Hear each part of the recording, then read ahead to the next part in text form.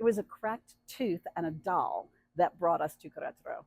I'm Linda Escalera, and this is Becoming Mexican, the journey of reclaiming my Mexican heritage. You can hear more stories on my website. There's a link in the bio. I've always wanted to live in Mexico, but how do you pick a place to move to when you have no reason to move? Not a job, not family. The last time I picked a place to move was when I graduated from college. I put 20 cities on a dartboard, drank a lot of beer, and threw 3 darts. 2 landed in Richmond, Virginia, and I decided it was fate. It was a move I never regretted. But I thought I needed to be a little more logical this time, so I started watching videos and reading. John was happy to leave all the research to me. It's more expensive to fly back and forth from the US to Mexico than to travel around Mexico. So we decided to find a home base and travel to the other cities we were interested in before deciding where to really settle. Then I cracked my tooth. I needed an extraction and an implant. I had mentioned Mexico to my dentist, and he suggested having the dental work done there. It would be much cheaper. Because it would take several visits to the same place to complete the work, it made sense to find our home base now.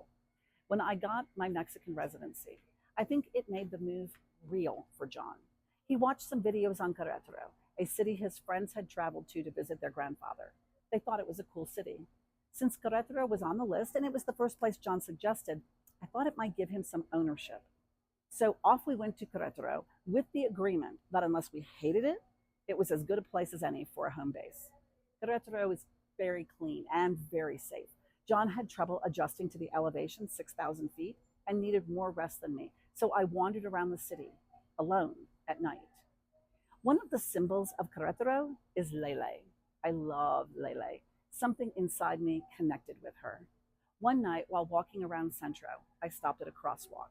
The no crossing sign was a red Lele. While I waited for the light to change, I closed my eyes and soaked up Querétaro.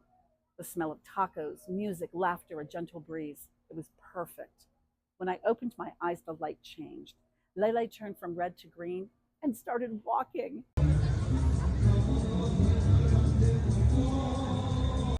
As I crossed the street, I suddenly knew this was my town. I was home.